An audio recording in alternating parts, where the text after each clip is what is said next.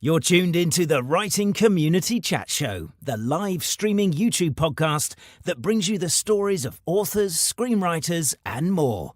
Indie or established, this show's for the community, and we invite you to be a part of it. Head to the writingcommunitychatshow.com for more info. The WCCS. Together as one, we get it done.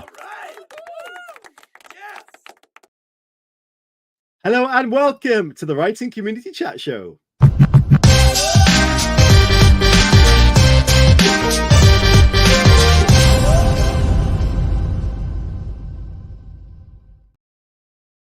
Hello everybody and welcome to the Writing Community Chat Show. We are very excited to be back here, steamrolling through season 13, and it's incredible to be back in the hot seat with my co-host Chris Hooley as we very quickly approach the end of the year, end of 2024. No, it's not. It's the end of 2023. And in fact, we are heading into 2024 very soon. And this and our Christmas show directly after will be our last shows of 2023. And that is quite hard to believe. So, Chris, how are you doing? And as I said, I'm very excited to be here. How are you? Apart from muted, of course, like you started last show. Oh, do you know what I just said? I'm very good at it. You can hear me, can't you? And Jesus. Yeah, I obviously wasn't there on Saturday's show when you interviewed the Punk Noir magazine crew. And when I watched that back and listened to it for the show and edited it, they all ripped into you and you called them a-holes because you carried on for about 2 minutes with a muted voice, Chris. Yeah. Do you know, and I got the introduction right first time as well, and it was a great intro. And then Dominic Nolan, who's a great author and so fascinating to listen to, the stuff he knows about literature, like, is amazing. And I picked up some really good book recommendations from him. But yeah, he was the only one who said, "And you're muted." Everyone else was just kind of going. They were all doing this. Like, and I was like, I'm concentrating. I'm trying to do Agat's job and my job at the same time. Like, my job normally is just sit and wait to be spoken to and then respond. That's not true. So, you do a lot of engagement for the show and guest bookings, and you do interact. I do chat a lot, especially at the start of the show, but you do interject with some really brilliant questions, which often get, "Ooh, that's a good question" response. So that's because I have time to think, because I'm not doing the production side of things. So when I'm doing the production side of things, I do stupid things like unmute or mute my mic.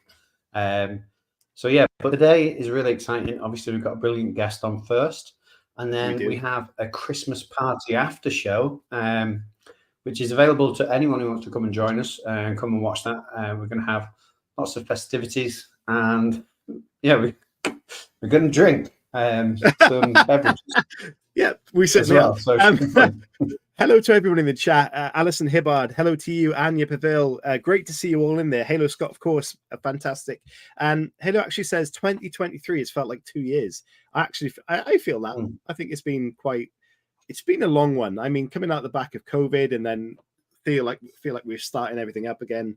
2023 has been a bit of a tough, long year at the moment, but we do have New Year's Eve coming up, which is where we can just relax, let it go, and then start the new year fresh. So what we would like to know is, what have your kind of achievements been in 2023?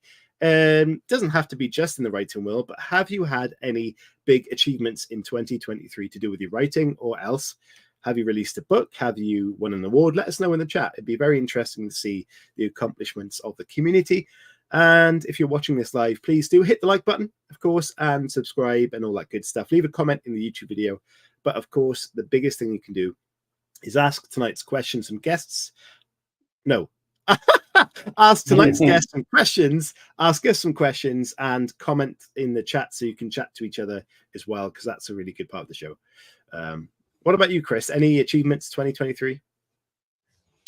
Yeah, writing-wise, I finally managed to finish a novella that I was working on with Halo Scott and Ross Young. So that'll be coming out in 2024, which is exciting. That's all finished and almost ready to rock and roll, which is good. I started a new book, which I've not done for a long time, and I'm about 8,000 to 10,000 words into it now.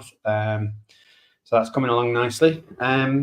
Personal life, I went out for a walk without a coat. I think that was quite impressive, considering That's it was very raining brave. and windy. Yeah. Yeah. Other than that, I can't think of any. But writing, yeah, great. Well, before tonight's show started, I was just chatting with our guest before the show, and she mentioned that she lives somewhere that's actually warm at the moment. And I was quite jealous of that fact. And we'll discuss that when she comes on the show, which we will start very soon, because I feel we're going to keep chatting, and we've got plenty of time to chat in the after show. And like Chris said, the Christmas after show tonight is kind of just a party show. It's got some quiz questions in there, so if someone wants to come on and be part of that show, please let us know. But it's going to be a lot of chit chat as well. So what we'll do is we'll get tonight's show on, and we'll talk to our guest in the usual format, and we want your questions as well. So what we'll do is I will get my introduction done. I'm just looking at the comments and seeing if anyone's got any accomplishments. Not just yet at the moment. Writing wise, Jodie, hello to you. Beat Jod. Is that right, Jod? At being consistent with 200 words a day. That's pretty impressive. Yeah. That's aimed directly at me because Jodie is a real life friend, and I refer to her as Jod, and she is referring to the fact that I have beaten her in my consistent 200 words a day. So come on, Jodie, you can do it. Get your 200 words out. I keep saying, just get them out, and then you can edit it afterwards. Get the words out is what he meant. Okay. So tonight's guest, let me do the introduction, or I'll keep waffling. So we are doing, I think it's episode 4 of season 13. It might be 5. I think it's 4. But season 13, episode 4, we are welcoming a very talented and versatile author, known for her award-winning novel, Odriel's Heirs, I knew I messed up, which clinched the 2020 Florida Author Project title and secured 5th place in the 2021 Book Blogger Novel of the Year Awards. She is a force to be reckoned with, but her story doesn't end there. Before becoming an acclaimed novelist, she wore many hats, including those of a mother, a wife, an engineer, a United States Air Force veteran, a fencer, ultramarathoner, triathlete, and more. Her journey is a fascinating tapestry of diverse experiences that have seamlessly woven into the fabric of her writing. Finally, I got that out there. An incredible feat before and during her writing. So please let us introduce tonight's guest and get into that amazing story.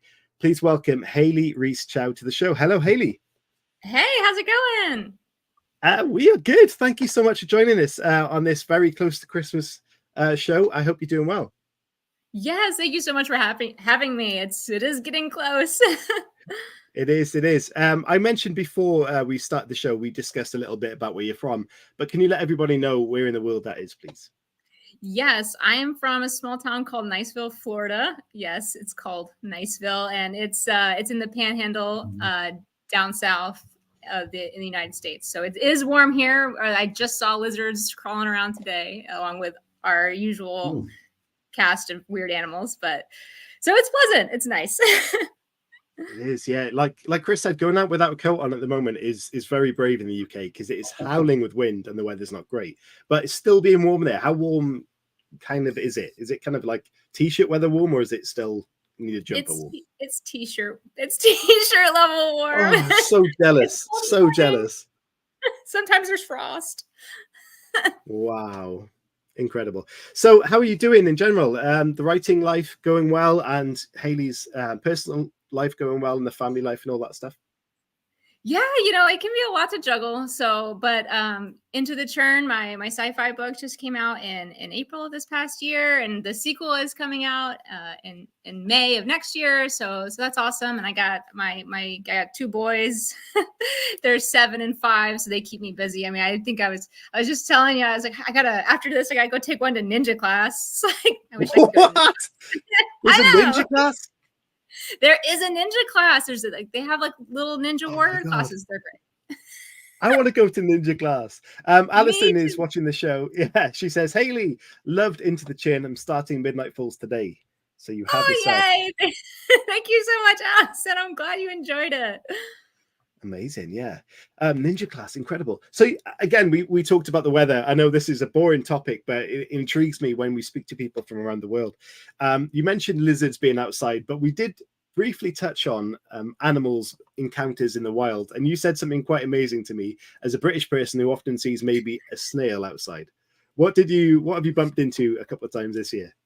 So my parents kind of live at the back of this neighborhood that backs up on a huge, just kind of nature reserve sort of thing. So we get, and they have a camera outside, and we get bears and bobcats, and I mean, I rescue turtles out of the road probably like 12 times a year. We get armadillos, raccoons, possums, the usual kind of thing. But so bear encounters. So actually I lived in Alaska for 4 or 5 years when I was a kid, and I never ran into a bear. And then I moved down here to Florida where I didn't even know bears lived. And one time I was dropping off my kids at school, and I walked out and I heard this rattling on like a chain link fence. And I look over and there's this bear coming over the fence. And I can't tell you how fast bears can climb chain link fences. It is amazing. This was a big bear. So I had to run back in the school, and as it like streaked across, like leapt over this other iron rod fence and just took off over the parking lot. And then that's like, I don't think it's the same bear, but I mean, I walked out the other day of my parents' garage, and I looked left. I was like, there's the bear. I just turn around and go back inside. And then one time we were even playing basketball, and the bear just came. My kids were outside, and the bear I was shooting baskets. I looked over. I was like, there's the bear, probably like 20 feet away from me. Did that coincide with around the same time you took your son to ninja classes? Yeah. That's like an ongoing thing. That's an every Friday thing. So it's always the same. I don't think there's any amount of ninja classes that will help in a bear situation, Chris. It's okay though. We also have all kinds of weapons in the back of our car. We have like a bow staff, and we have an eku, and we have sai, and we have nunchaku. So I mean, we could totally take. I feel like a ninja with weapons that stands a chance against a bear.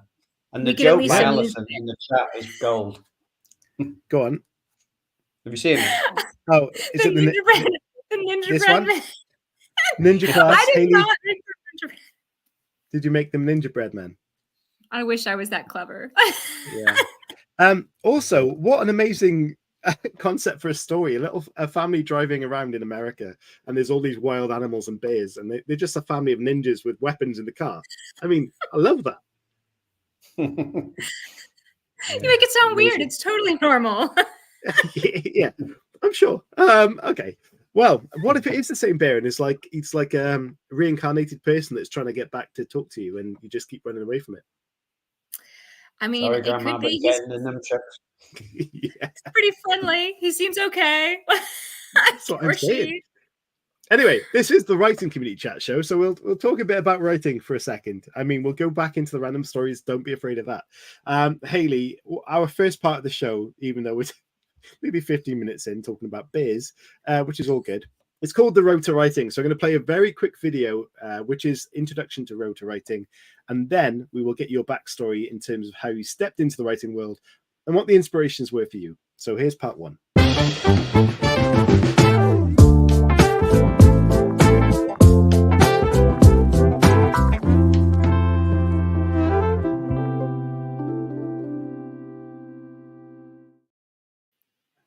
So Hayley, what were the first inspirations to you as a writer? Were they a book you read? Was it somebody that influenced you? Do you remember that first transition into becoming a writer? Yes. So when I got out of college, I had to wait a few months before I went active duty. So I went home and I didn't really know what to do with myself. And so I was going around the house. I was like, what does one do? What do I do? And like bugging my dad. And my dad was like, just create something, which was interesting because I'd always been so busy, right? With school and fencing and like all these other things. So I never really had that time to even consider something like that. So I was like, yeah, I'm going to do this. And that was the start of it, I guess. I love that. Can now add fencing to the arsenal of the family attack of the bears. Where did fencing come from in your life? Was it something you did in school, or was it something you got into? How did that come around? So when I was around 11, I was watching TV, right? And I saw it on TV, and I just told my mom that I wanted to fence. I wanted to try it. And she just happened to see in the paper that we had a fencing club in the city, and which had the Polish Paralympic coach was the coach there, and he was really good. And so, yeah, that was like 10 years of my life. there goes 10 years of my life in that obsession. So I traveled around a lot with it. It took up most of my time. Took me, got a scholarship to go to college. And but I retired. I stopped around when I graduated around 2012. Yeah. So, what was more nerve-wracking, Hayley, the first time you had a fencing duel, or the first time somebody read your story for the first time, one of your stories? Oh, that's a really good question, Chris on the right. It's a very similar feeling. It's a very, and you know what, the book, I think it's almost like probably the same level of nerves, but the book just lasts so much longer, right? Because it takes someone several hours or days or weeks to read your book, whereas a fencing bout only takes, 5 minutes. So at least it's over. That's a really good question. I mean, what was obvious from the story so far, which is just very brief, is that you had a lot of life experience before stepping into the writing world. So how much of that did you use to translate into your stories? I mentioned at the start you've had that life kind of put into your work, but how much at that stage with your first book did you put into your kind of story from your life?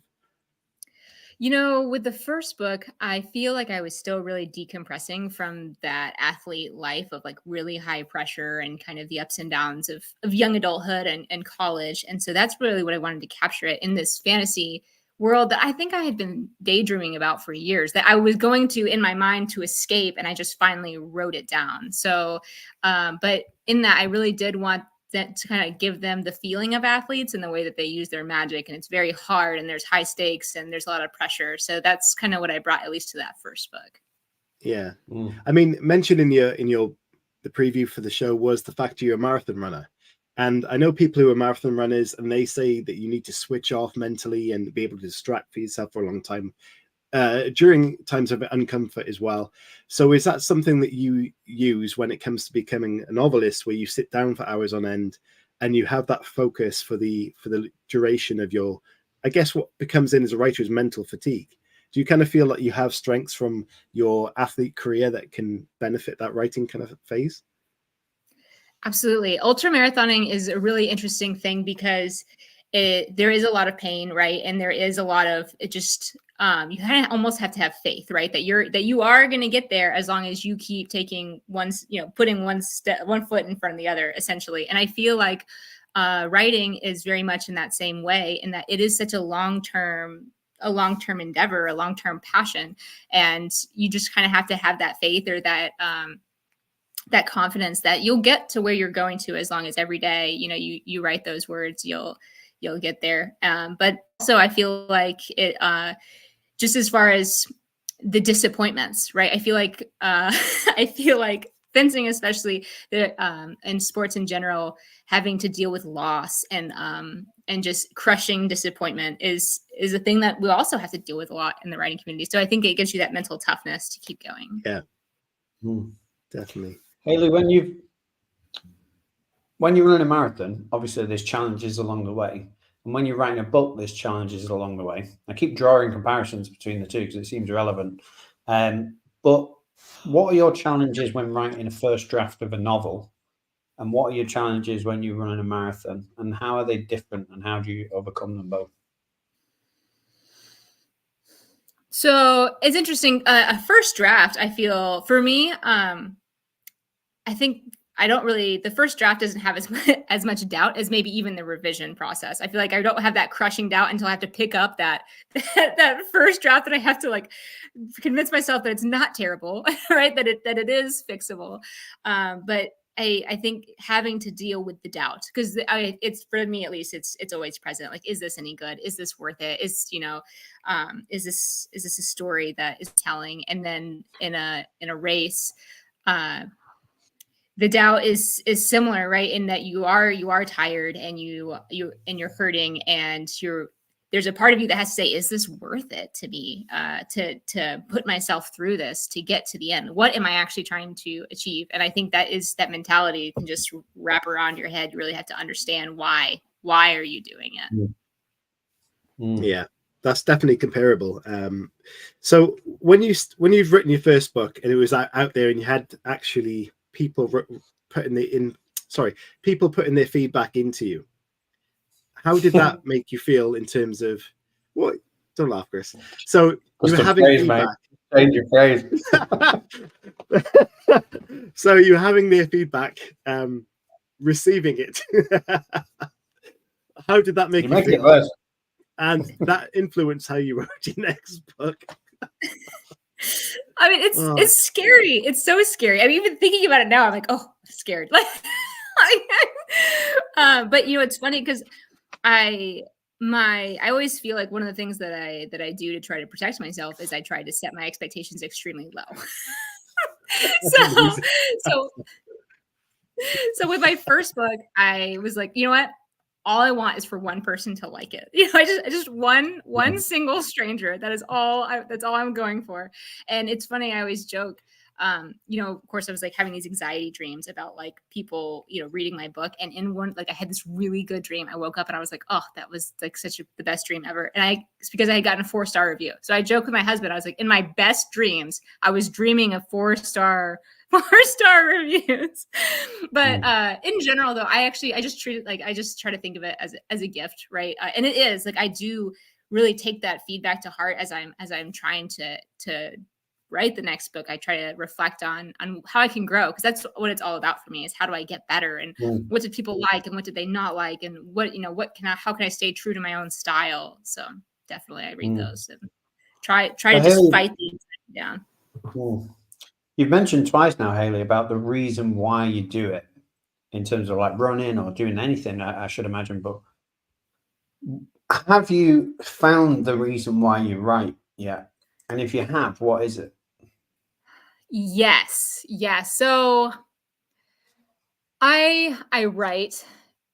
Obviously it's a passion. It's a passion for me, but I am really trying to connect, right? I'm trying to connect with other people, but also to express and really work through my own feelings and about the world around me, right? So it's kind of how I process. Like I used to say, it's like the cheapest therapy there is, right? Is to write stuff down.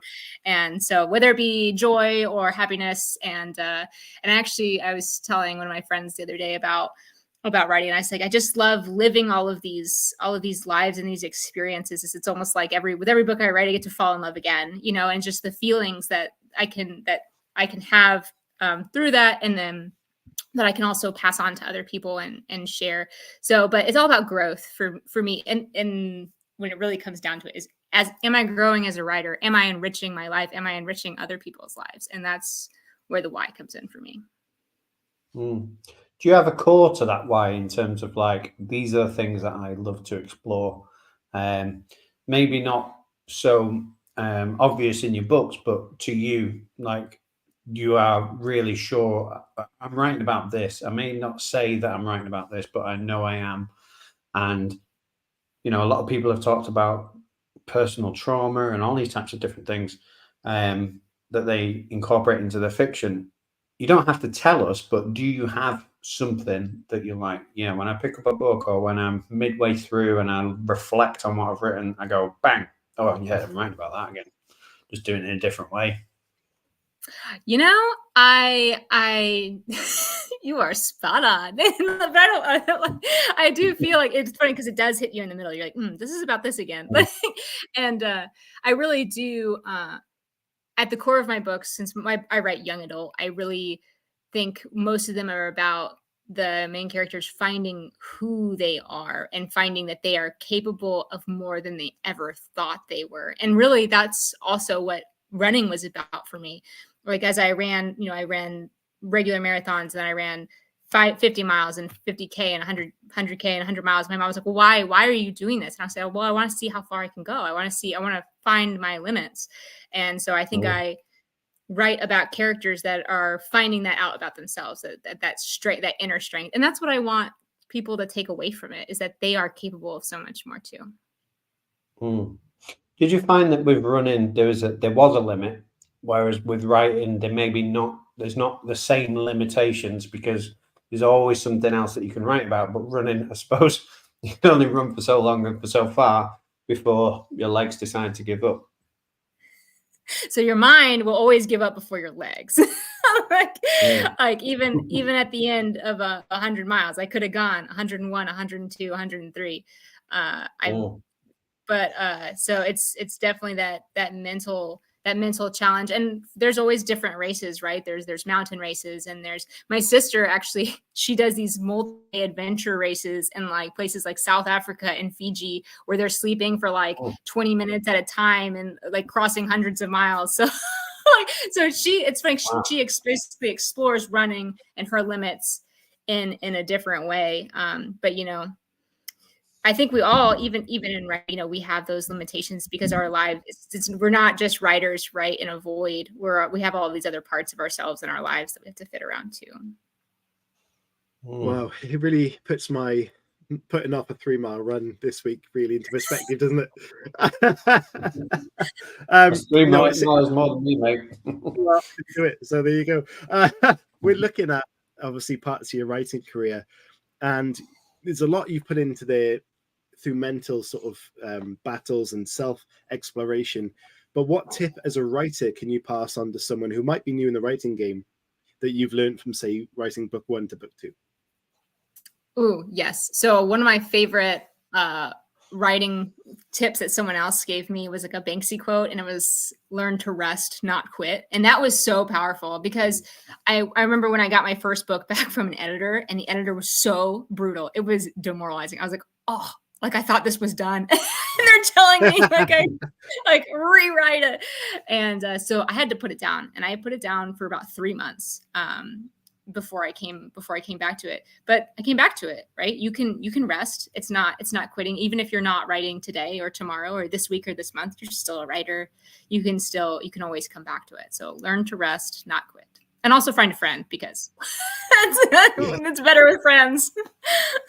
Yeah, it is. It's very disheartening, especially when you've prepared that manuscript to the level where you think it is ready, as good as it can be, and then you get that sort of criticism back. It's constructive, but you didn't want to see it. And how do you approach that as a writer then? Obviously, you mentioned taking the time. I think that's great advice.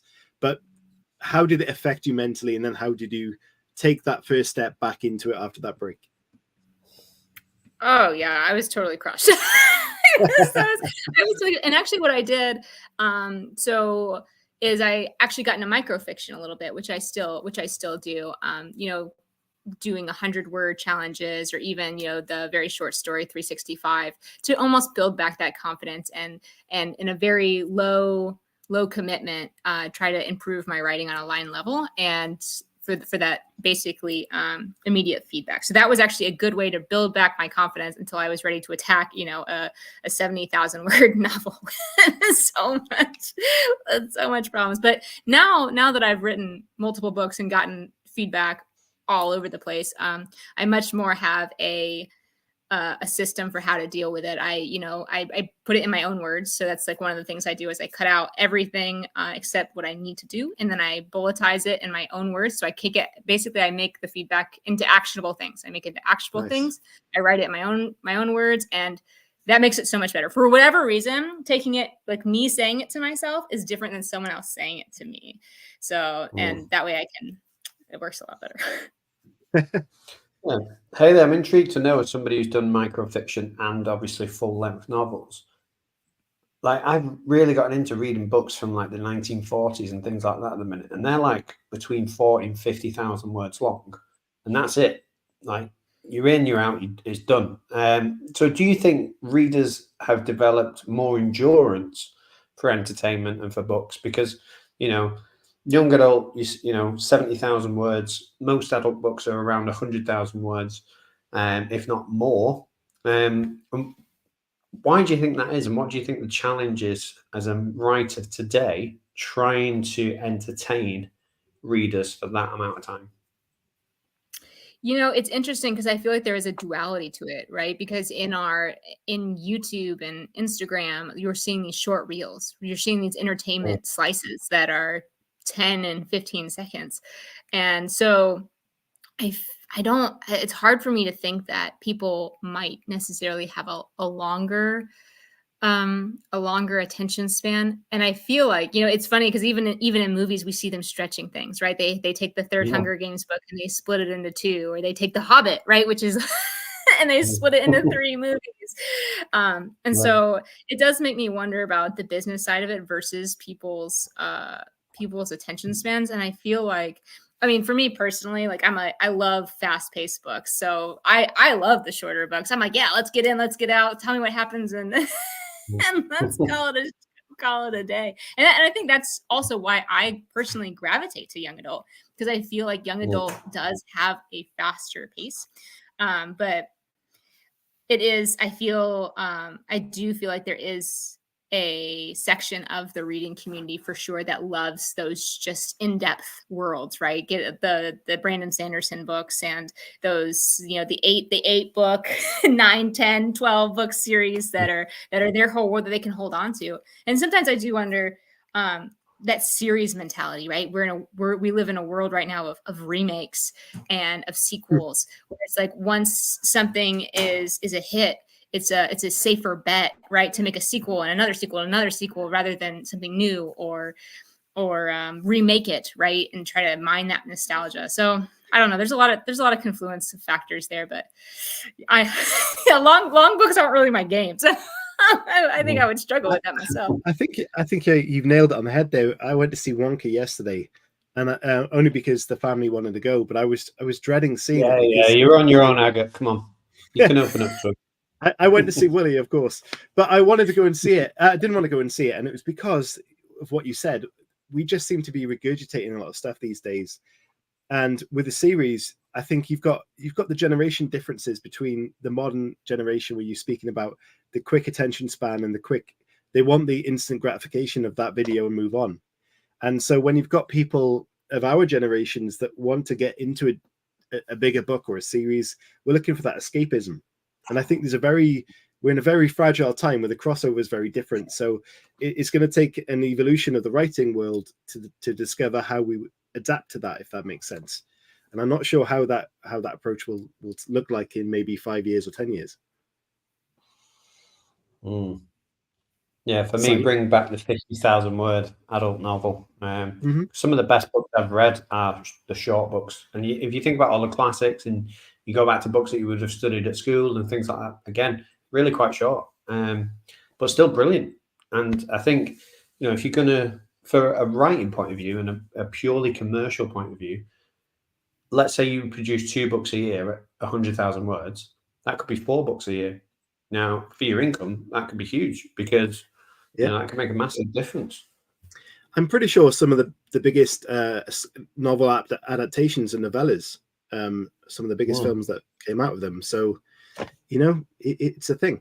Okay, we're going to move on to part 2, and we're going to talk all about Into the Churn, which is Hayley's latest novel. So, Hayley, I hope you've got a pitch prepared for this.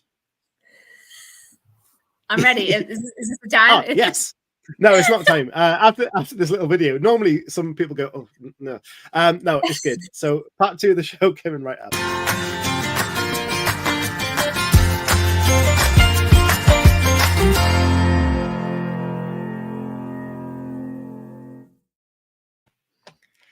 So, Into the Churn, which was out this year, could you please let everybody know what that's all about?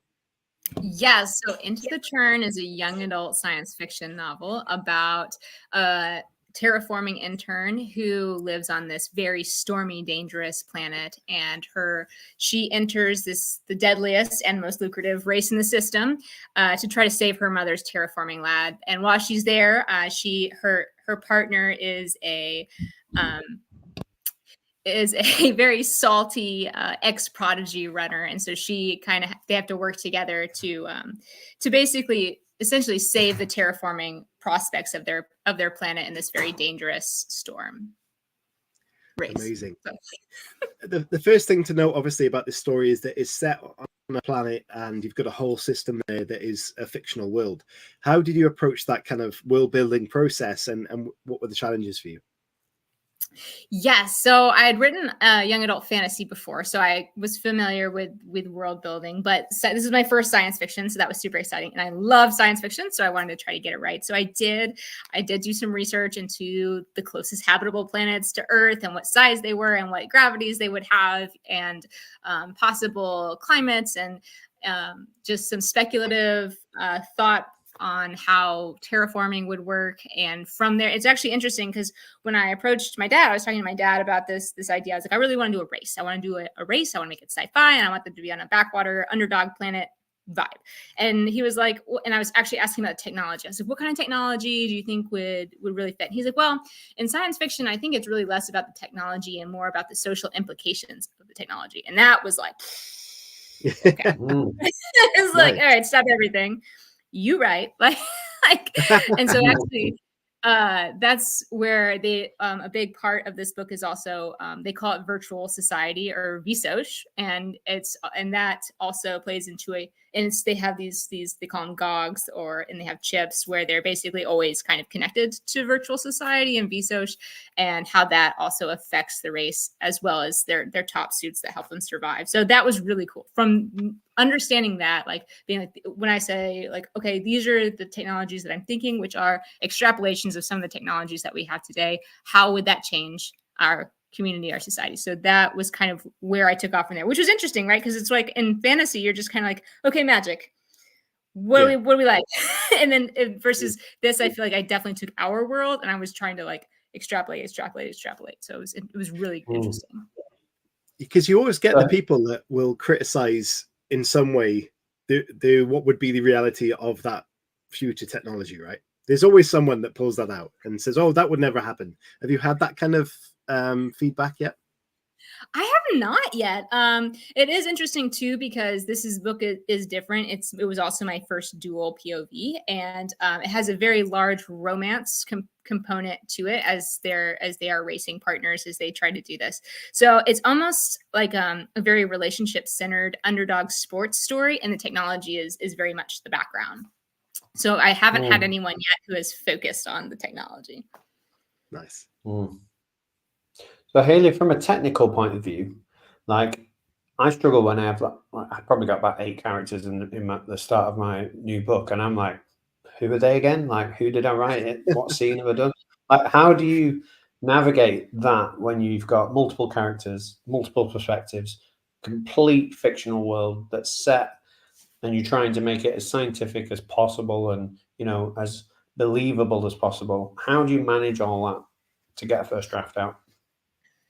So this was the first story, and probably the only story, that I actually had a OneNote for, and I had all of these tabs, and I had like the world and like the planets and the different stations and kind of the particulars of those. And actually slang is very heavy in this world. I really love there's like Illuminae. I'm trying to think of other books that do it. Clockwork Orange is an obvious example where they have a different vernacular and a different slang in a future in a future world. So I had a ton. I have like a thing for slang, and then I had the rules of the game, of the race, so that I could reference them all as I wrote. And actually, this was also one of the first books where I actually tried to do. I really knew I had to do so much planning, right? Because I did not want to have to go back and rewrite different change POVs, like be like, oh no, this is the wrong POV. I did not want to have to do that. So I outlined. I like my outlines now for books are typically around 15 to 20,000 words. So I try to make sure it's working from a skeletal outline, like a Save the Cat kind of bullet point 1-pager, and then from there I take small steps until I'm ready to draft. Very interesting. Save the Cat. No, I like it when people talk about Save the Cat, because we've had so many people on the show that have referenced Save the Cat, and obviously the people that we've had on that said, "Oh, Save the Cat" or whatever, they're best-selling authors and they're doing really well. So, you know, it's about as close as you're going to get to an ingredient sort of recipe-based list for writing. You know, and we've talked about it a lot, and we've recommended it to people, and people who've had their own copy and planned a novel to Save the Cat have then gone on and done good things. So, you know, maybe use it. What's I mean, your we had- experience, Hayley, been of using Save the Cat? Like, how do you?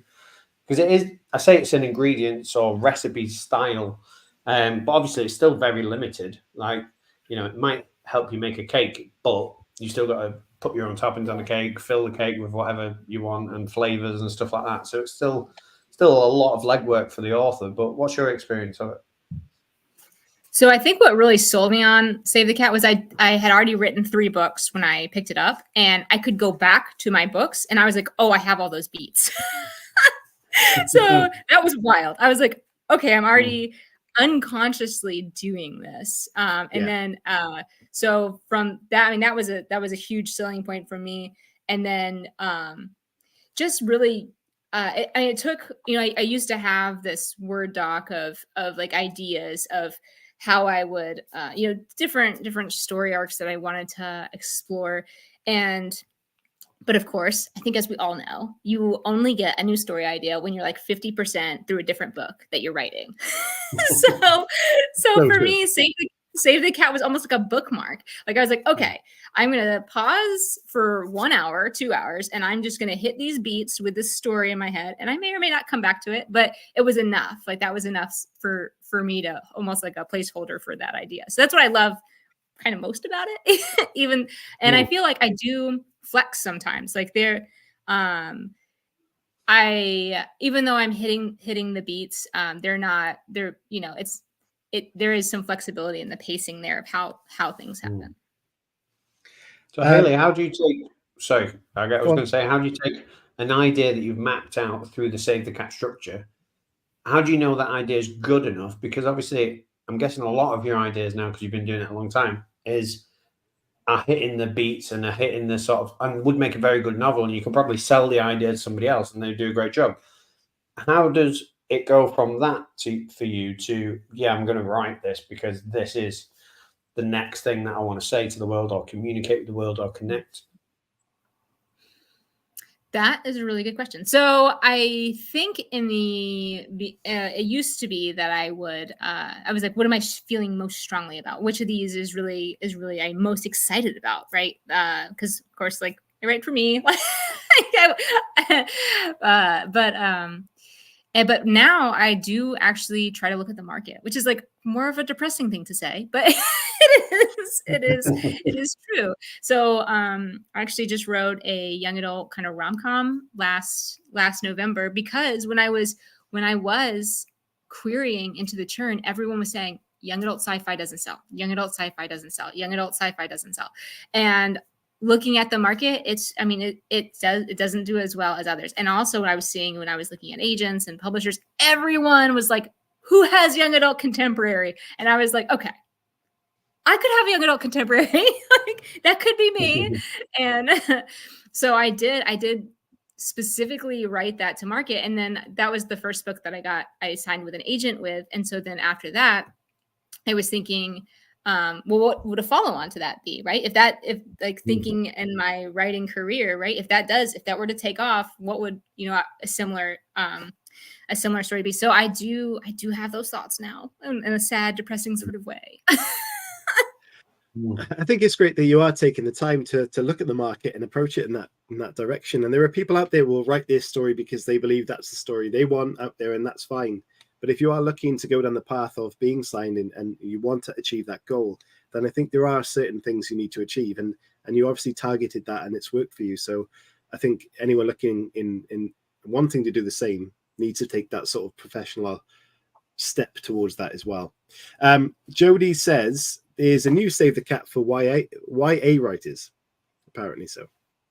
There is, and there's one for screenwriters as well. So, well, Save the Cat writes a novel was Jessica Brody. We had her on the show quite some time ago. We did. And she was, she was good. Yeah, I'm sure it rang a bell when you mentioned that. Who's Jessica?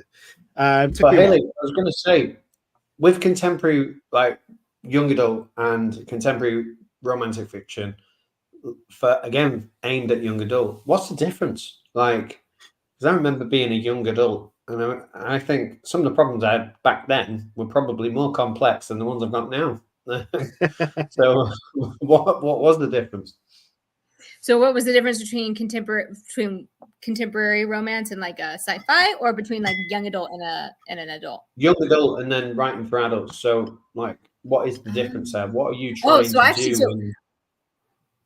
My I should have said my young adult, my contemporary romance is still young adult. I am still a young adult, right? So I have not strayed that far. Yeah. But what is it that makes you you young adult sci-fi, young adult contemporary, young adult romance? How are you like navigating that as an author, going back to a time, in your own past, because you're no longer a young adult, and you're going back into it. No, you hope, Chris. I'm not either. I'm far away from that. But do you try and put yourself in the mindset of a younger you to write the book, or do you go, these are the things that I remember experiencing, I think they would still resonate with people now that we're in the same sort of age category? Do I write for them and about those themes? Like, how do you separate from writing fiction for adults or children to hitting that young adult market? So one thing I love about young adult fiction throughout like the last 50 years, right, since young adult fiction came around, is that the themes are at the core very similar, right? They're about kids or young adults discovering the world and finding out who they are. So it's interesting because discovering the world is different, right, than when I was a young adult. So, but the unsureness, right, the feelings that you have and the different realities and truths that you're coming to face are essentially the same. So basically, you're just changing the world. So I don't write kids or young adults in the 2010s, right?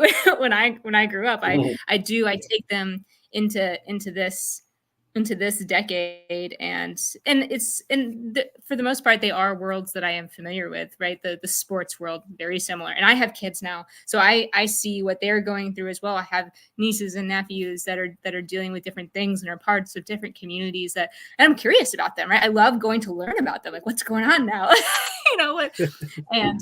and how the world is changing. And it's really cool because it's almost like I can discover that along with my young adult characters, because it's their first foray into it, and it could be mine as well, as I'm trying to learn about, whatever. Like, for example, my November book is about gamers, and my husband is he's a huge esports guy. And so it was really fun talking to him about his esports experience and the ins and outs of it, and getting to know that too. It was very interesting. Amazing. Ooh, love that. Okay, what we're going to do, we're going to move on to part 3 of the show. We've got just over 10 minutes left. We want your questions for our guest author today. So if you have some, please start sending them into the chat. But before we do that, we do have a book sponsor for today's show. If you would like your book on the show to be advertised, please get in touch. We can do that. So we'll play a little video called The 5-Day Plan, which is a book sponsoring the show, which you can find the link for in the description. And then we'll get into part 3 of the show to wrap the show up with. So please send your questions in and enjoy this trailer. Curly-haired, bespectacled, Dr. Akil can replace your hip without a sweat, but he is a rambling, fidgeting fool outside the operation room, an absolute klutz, the worst qualifications to have for a man in search of love. However, one can overcome any obstacle with a bit of planning, right? Plan A is simple. Unfortunately, the heart-to-heart blows up in shouting hysterics, tears, and abandonment. Worry not. Time for Plan B, a year in London, and Plan B goes belly up. Thanks to a reality dating show.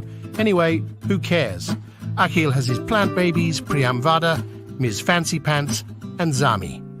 They are not traitors, like the stars that Akil loves to gaze at night.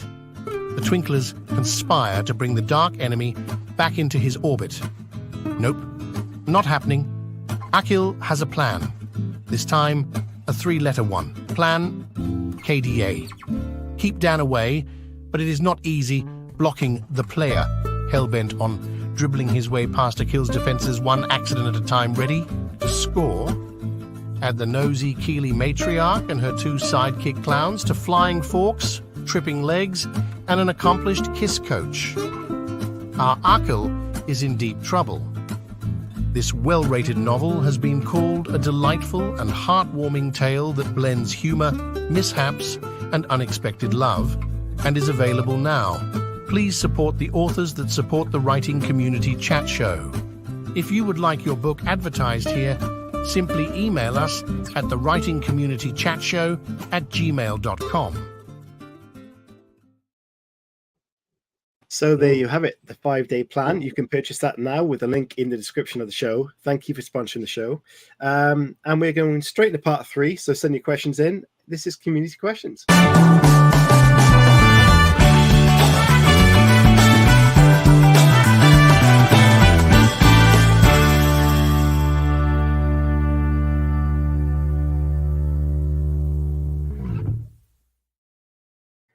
So, Chris, do you want to start us off with our staple questions when the audience questions are coming in? Yeah, if I can remember them. It hasn't been that long. Yeah, I mean, it has, because the last time we didn't, obviously it was a conversation between like 5 different people, and this is a new season, so do we have new staple questions? Anyway, if you could write using any fictional character, which fictional character would you choose and why? Ooh. You know, so if I could write any fictional character, like I could continue their story, is that Yeah, I really love. You could also adapt them from anything, whether it's a TV show, a book, or a film. Any fictional character in the world, you could write new or add to your story. So, I mean, I think I would have to go. This is where I'm going to show my age here. I really love me some Indiana Jones. Like, I love it. That is just such an interesting concept. I always enjoyed as a kid, just the adventures and the fun and, you know, kind of the crazy, the wildness of it. So, yeah, I think I could definitely write me some Indiana Jones. That would be so, maybe in space. I don't know. That would be great. That would be good. Yeah, I like that. Good answer. Okay, if you could take the ending of anything, again, open this up to TV, film, or literature, which ending would you change and why? This like hurts me. It hurts me to think about these things. So Battlestar Galactica, I watched every episode, and then in the end, they send their ships into the sun, and why would you do that? Like, especially as an engineer, it just hurts. It hurts my heart. Yeah, you're like, why scrap those engines? Come on. No, come, yeah, we could have done so many things, and they're like, it'll all happen again. It's fine. It's like so yes, I would change that ending. Brilliant. One of the shows that we've had that's not really a staple question, but I like to ask it, and there's a lot of sci-fi links.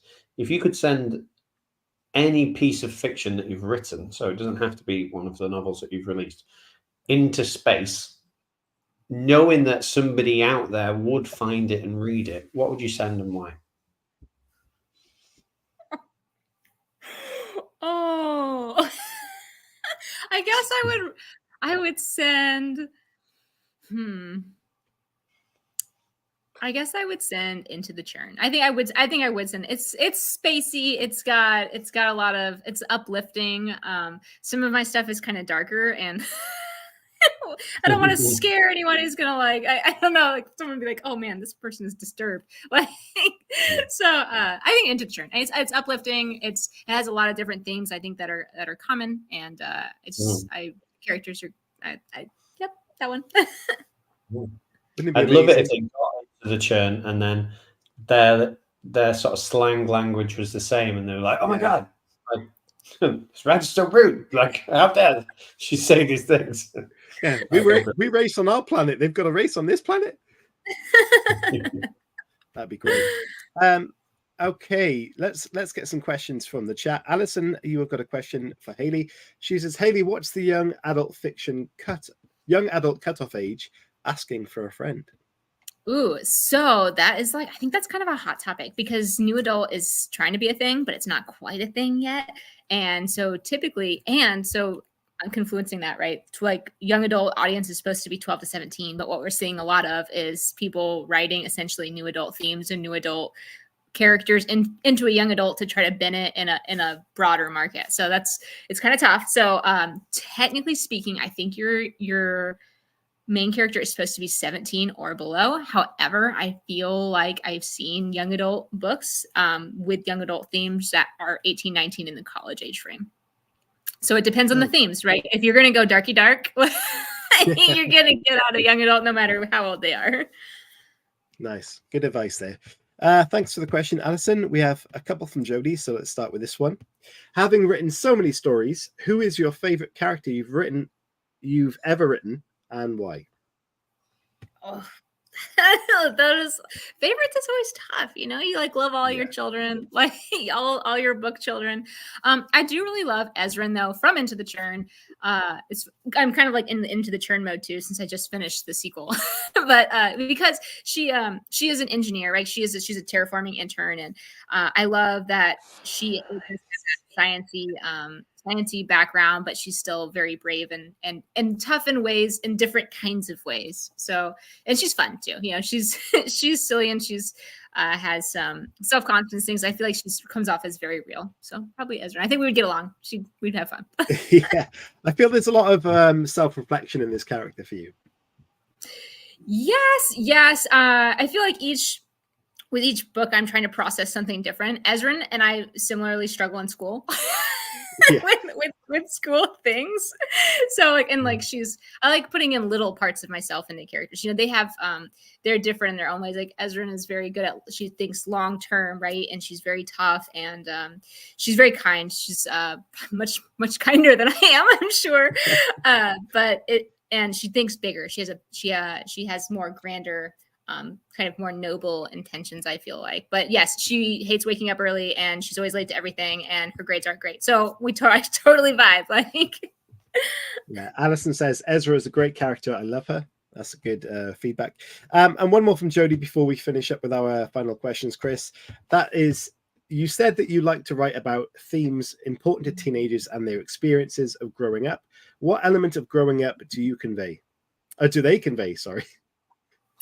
So I actually I feel like as a young adult, it's such a really terrifying time. In my opinion, like, there's so many feelings, and it's like you're having to confront you're coming out of childhood, right, where we've painted this rosy depiction of the world, and you're finding out the world is actually horrifying in so many different ways, right? And you're still trying to find hope amidst all that. You're still trying to find out what your place is and everything. You're finding out you're not in the center of the world, right? That you're one of 8 billion. And like, how is that going to work for you? And so I feel like there's so many of these truths that are coming home and making you feel all these different things. And not to mention that you're also trying to, like, usually, right, you're having your first experiences with dating that are going to shape you probably for the rest of your life.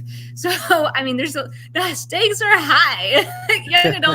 Young adulthood is hard, man. So I feel like that's really what I'm getting to, is that growing up is hard, and that's but you know, it's going to be people. Like I said, we're stronger than we think, and that's kind of what I hope that they'll take away. Yeah, definitely.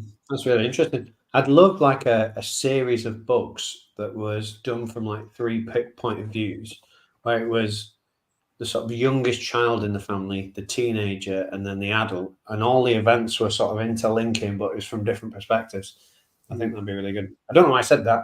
I just thought about it. Maybe you could write it, Hayley. Maybe that'd be a good thing. But yeah, it's just like the reason I said that is because being a young adult is like, you know, is that person gonna kiss me? Or, you know, and being an adult, it's like, oh God, this electric bill, or my tires need changing, or you know, it's very different.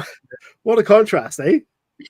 No, but it is, because like all the worries that you have as a young adult, it's like they literally, some of those things that can happen feel like life ending in the moment, but in reality, like, that's just a small drop of the taste of what's to come, because you're going to have that and a load of other stuff as well thrown into the mix as an adult. So your first crush or your first relationship is like the end of the world scenario, isn't it?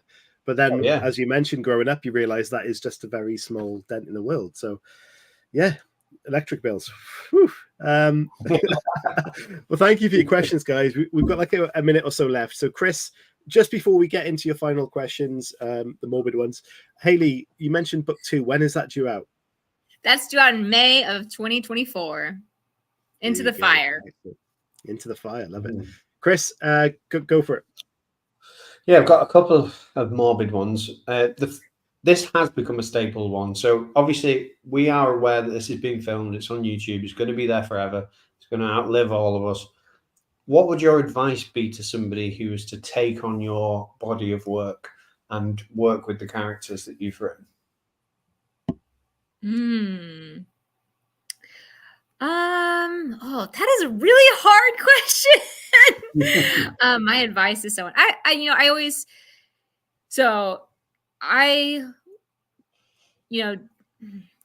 the base, really, it's about the, even though I feel like, young adult is about experiencing those things for the first time, I feel like it really is about what's formative, right? And those formative moments that you have as a young adult that created who you are. And so I guess that's really at the base of my work. It's all about people becoming who they are and those formative moments that made them. So I guess that would be my recommendation as the focus going forward. Nice. And the second one is, again, very morbid, but you're on your deathbed. You're looking back at your writing career. What would you be happy with? What is success to you? And that's another hard one, because I feel like in every part of my life where I've looked for a peak, right? There's never any peak. There's never it's always fleeting, right? Even if you get there, like I said, when I first started, right? I just wanted one person to like it. That was success for me. I was like, if one person enjoys this, that's going to be success. So actually, rather than ask like, what is the benchmark? Like, what is the benchmark of success? I really just look back and think like, did I grow? Right? Did I try my best? Did I enrich my life, and did I enrich other people's lives? And even now, like when I look back on it, I'm happy. I'm always growing and I'm always trying my hardest to move forward, but I'm really happy with what I really proud, I guess, of what I've been able to do so far. It's so much more than anything I ever thought that I would be able to do when I wrote that first book. So it's a fabulous answer. It is. It's a great answer. But I'm still looking for the day that somebody says, I want them to say Shakespeare who when they mention my name. That's got to be the ultimate. The guy died a long time ago and people are still studying and reading him. So, Fair point, Chris. Fair point. Okay, we're going to wrap this up very, very quickly. However, Hayley, where can people find out more about you, and where can they find your lovely books and website? You can find me at my website, HayleyReeseChow.com, or I'm at Hayley Reese Chow on Instagram and X Twitter. So I'd love to connect with readers, and yeah. Excellent. You can, in fact, buy Into the Churn using the link in the description of the show. And please do go visit Hayley's website. She's got a blog. She talks about her writing in short length and long length, and lots of other things on there as well. It's quite interesting. So check that website out and support tonight's author and the book sponsor tonight. A couple of links in the description. So Hayley, from me, an absolute pleasure to chat to you tonight. You've been fantastic. Please stay away from bears. And if they do come close, use your ninja. However, it's been great. Thank you so much. And pass you over to Chris before we finish the show. Oh, mate, that was a perfect ending. I don't know why it came to me. Oh, in that case, yeah. Ninja the bears, use your weapons and your fencing skills, and you'll be okay. Thank you so much. If you're around for our Christmas show, which is starting in 13 minutes, please stick around. And if you're interested in joining us, we'll send you an invite somewhere. And just come on, answer some questions, you'll be fine. And for the last show of the year, interview of the year, you've been a wonderful guest, Hayley. Thank you so much, and have a wonderful Christmas, you and your family. Thank you so much. Thank you so much for having me. Merry Christmas and Happy New Year, y'all. Goodbye, guys. See you soon.